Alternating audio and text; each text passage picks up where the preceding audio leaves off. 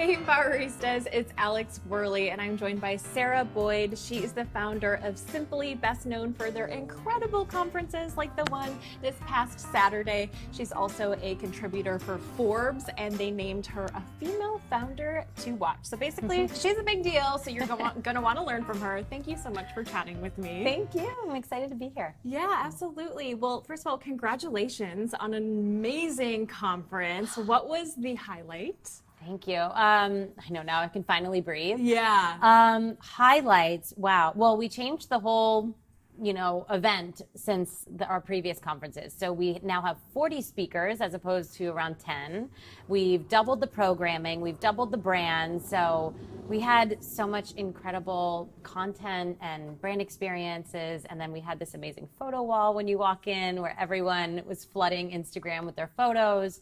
And just, we really upped the game for this one. We were on the rooftop of the Grove, so you could see the Hollywood sign, you could see downtown, and you literally walk in and everyone's like, is this the Veuve Clicquot event or is this Coachella? Like, it was amazing. It looked really, really good. That is so cool. I didn't even know you could do events on the rooftop of the Grove. That is so cool and genius. It's the best. And we had, I think, 1,200 people RSVP to attend, so it was our most attended event yet. Cool. Yeah, I'm sure just executing it and just doing it was the highlight in and of itself, because I read on your Instagram that 5 years ago you really had dreamt up this event and created a vision board. So take us back to that time when you made that vision board. What was your vision at the time, and what did you hope it would be? Yeah, so it's crazy. Like, I had a moment driving on Saturday to the event. I cried all the way because I was everything's coming true. It's crazy to think back just 5 years ago when I had a great job. I was doing PR and I left my job and didn't know if this would be a success or not. And I knew that if I didn't leave my job and take the risk,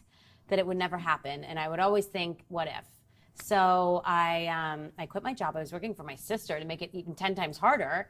So I left and I created a vision board and I put the Grove on it. I put Topshop. I put Citibank. I put all these big numbers that I was kind of like, yeah, right, that'll never happen. And I continually, every year, I would make a vision board and have it on my wall and, just write down goals. And, originally the vision for the event was really to connect people in a kind environment. I was always known as the nice girl in PR, and everyone's always like, you're never going to get far because you have to be mean. You have to be assertive and you have to be this and that, especially in PR. And I was like, why? Why can't we all empower each other? Why can't we inspire each other? Why do we have to belittle other people and bully and be mean? Let's all be nice. So I wanted to create a really kind environment to help people get their foot in the door. As I mentioned, I worked for my sister previously, and she helped me really get in the industry. I knew someone, but so many people out there don't. And to be a stylist, to be a blogger, to be an editor, all these different jobs in the industry, you kind of have to know someone to get your foot in the door that gives you their stamp of approval and gives you the okay, or gives you that handshake or that connection. So I wanted to really, that was my business. I was like, how can I do this as a business? So I thought of the conference, and we were really the first one to exist. And it was really in the vein of fashion and beauty. We wanted fashion and beauty experts to really come to us and showcase what it is that they do and talk about their failures and their success stories. And so then all of our attendees could learn from them and, know what it takes to get their foot in the door or to succeed. Awesome. What I love about the opportunity you're giving women is that you can meet anyone you need to know. To your point that, yeah, you do need to know the right people. But the beautiful thing is if you don't come from a community where you have a big network or you're not in a family that's going to help you get to where you want to go, there are events out there like yours that will help connect you to the right people. And circling back to your goals, I love that they were specific, because that's something I talk about a lot, that one of my friends, Edwina Cheer, actually, she says, general goals lead to general results. And I think that's so true. So amazing, and kudos to you that you even had the venue 5 years ago that you wanted. I mean, I just put all my dreams on there. And I was like, I don't know if they'll come true, but let's just put it up there. And, same with numbers. Don't just put crazy numbers. Really think about it and put a plan together and strategize. here's the number and work backwards and how you're going to meet those goals. So for us, a lot of our revenue comes in through sponsorships and ticket sales. So if I want to make $1 million, how many sponsors do I have to sell? How many events do I have to do? And how many tickets do I have to sell? So it's really easy. And when you put it in that aspect of, really break it down, it makes it way more achievable and not such a big number. Not as daunting. Yeah. You have to do the work, you have to plan and really course. get specific as you have. So let's talk about, at that time you had mentioned, I didn't even know if I was going to achieve it. And I love that you say that, because I think it's so easy to look at people like you who are wildly successful now and go, oh, they've just always had it figured out. They've always been confident. They knew it was going to work out. So of course it worked out. But you didn't feel that way the whole time, did you? No, and I still don't feel that way. I mean, I have so many times that I've cried or thought that I was defeated, and it's every day is a struggle. I mean, always. You have to go through that in order to succeed, though, I think.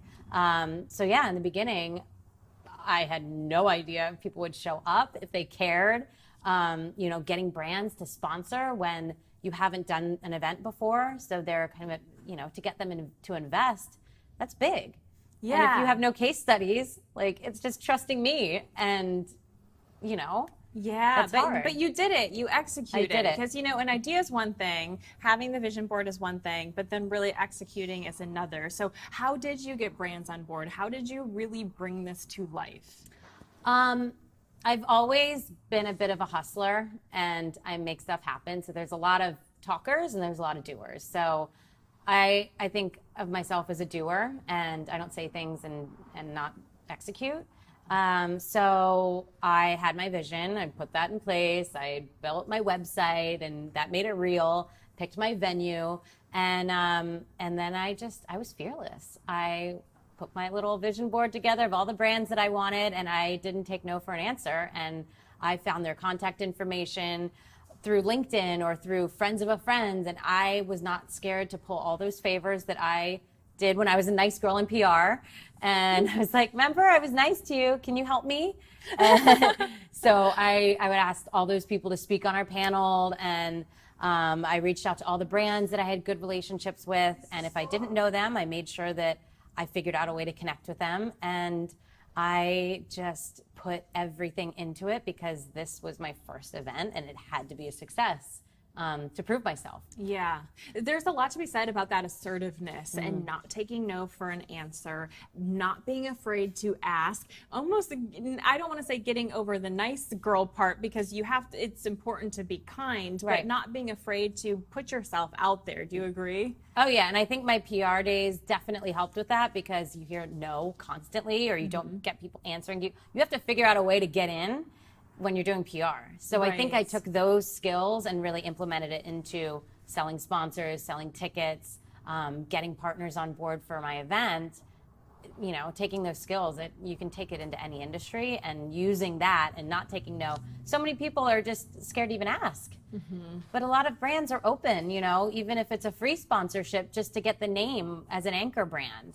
A lot of people don't think of that. So, there are some tactics that I use to, make it happen. Yeah. But yeah, I think you just have to hustle. I mean, when it comes down to it, nothing's going to be handed to you, and you have to go after what you want. Yeah, and it's a mindset shift too, of not taking rejection personally and seeing it more like a numbers game. And it's just that, a game. That the more you ask, the more you are persistent, the more you're going to see results. So, and very cool. 1,000% I saw that. I had my whole Excel list, everyone that I contacted, how many times. Everyone was hit 3 times at least. And sometimes I wouldn't hear an answer after 3 times, so I hit them another time. So you can't. Persistence is You got to key. be persistent. So tell me a little bit more about your background. Obviously, you have the PR background. What are some of the skill sets that you learned before you were an entrepreneur that now really, really help you today? Yeah, well, I went to school for fashion, merchandising. I always thought I wanted to be a buyer, and then learned that PR was a job. And I was like, that is the coolest job ever. I want to do that. And so I moved to LA about 14 years ago, did PR for about 10 years, and then started my company after that. So I kind of took those skills that you need to, do in PR, which is the art of connecting, the art of networking, persistence, persuasion and pitching, marketing. So a lot of those skills come in handy with everything that I'm doing today. And then the skills that I don't have, like I'm not the best event producer. I'm not the best with details. I hire people that can fill in those gaps because delegate, outsource. Cannot be everything to everyone. Yeah. So I know what I'm good at. I'm good at flitting around and like connecting and like being the networking girl and like bringing together big partnerships and kind of being the face of the brand. But then I have my team who's amazing and they're great at the things that I'm not great at. So cool. Real quick side note, you said that you moved to LA. So where are you from? Pennsylvania. Oh, okay. Yeah. Very cool. And obviously love LA and all the fun stuff it has to offer now. I love LA. Yeah, and now my husband's here. He's from Indiana, so we've like brought the Midwest and East Coast here and made our little home here. So it's good. And you're a mom as well. Tell me about your kiddos. So Ava is my baby. Well, not anymore. She's 1.5 years now. That's my niece's name too. Yeah. Such a pretty name. Thank you. Yeah. So she's my life. I'm so in love with her. And then I have 2 stepsons, Austin and Orion. They're 12 and 16. So we've got a full house. Full home. Wow. Okay. So is balance a unicorn or can it be achieved? It never is a complete balance, ever. As much as you try, like I feel like this week, it was all about my event. I'm so happy with work. I'm feeling great. But then I come home and the baby's been with the nanny all week. So I'm like, but love me, like she wants the nanny. So you never feel 100% balanced ever, but it's just being okay with that and accepting it. And my daughter knows I'm her mom. I will be with her this week and not be out, planning events. So I think it's just being present is a huge thing that I always try to work on, being present wherever you are. So if you are at work, being 1,000% there. If you are with the family, being there, putting the phones away and being completely present. It's very hard to do because work always comes. It's a practice. Yeah. Yes. And then finding time to work out and have your own time is another, Yeah. So I wish there were more hours in the day. We all do. Yeah. So I love Oprah's quote, and I'm going to botch it a little bit, but basically you can have anything you want, just not at the same time. And I think that's so insightful of you can have the family life and the workouts and your career. You just can't have it all in one single hour or one single day sometimes. Definitely not. Yeah. But I think I do a decent job of giving everyone the attention they need. Sure looks like it. I tried. So a big thing that I can attest to that is a struggle and a lot of the Empowerista community struggles with is maintaining that confidence and just keep on going. So is there a confidence tip or trick that you have? Fake it till you make it? Yeah. No. There's so much to be said about that. It really is. And I think aligning yourself with the right people. They always say, like, the 5 people you surround yourself with represent who you are. So I think that's really important, is surrounding yourself with people that you emulate and that you want to be like in your career or even as friends or, whatever you're looking to, emulate. Yeah. I think that's really, really important. And it's like your squad and people look at you like that. So, and you want them to encourage you too. Exactly. If they believe in you, it's easier to believe in yourself as well. So you want to make sure you're around people who are giving you that positive feedback and they're confident themselves. And then a lot of times you go, wow, if she is doing it or if she believes she can do it, like maybe I can too. Yeah. And I always, constantly telling my friends, lifting them up, how can I help you? What can I do? Because I think they're all amazing. And I think they all have such fantastic careers and sometimes they need to hear it too. So it's surrounding yourself with people that really boost you and boost your confidence and lift you up. Right. No, I love that you have that value of rising tides lift all boats. That's something we believe at Empowerista. And you're such a good example of leading with kindness and wanting to connect people and just knowing that, hey, there's enough to go around here. Yeah. So can you share how that's helped your business firsthand? Gosh, well, it's actually built a whole arm of our business because I don't even know if I mentioned this to you, but we have another arm which is all about digital.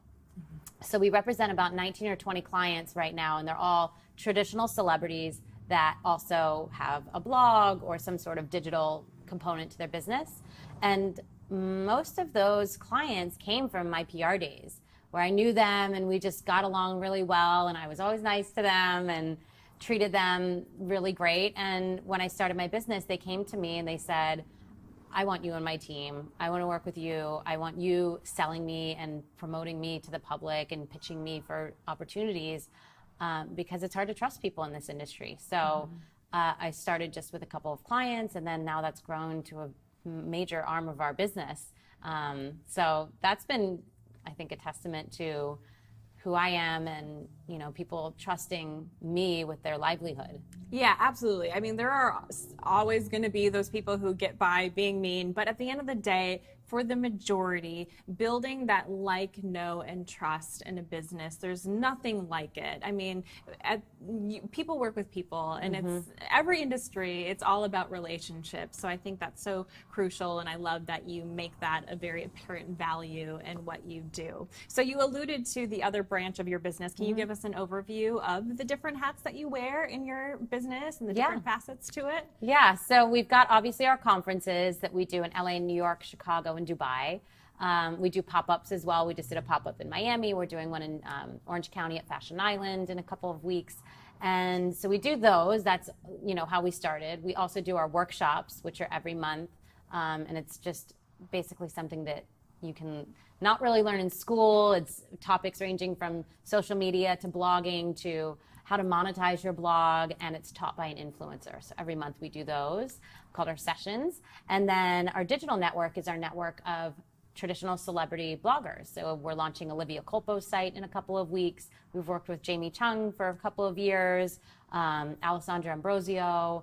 We've got quite a list. I can share it with you. But so we work with them and help them kind of navigate the digital space, help them find a great blog developer, help them with their content at times, and help them monetize and bring in sponsored partnerships and content. So cool. Okay, so since you do work with so many influencers, what advice do you have for creating a really authentic voice and brand?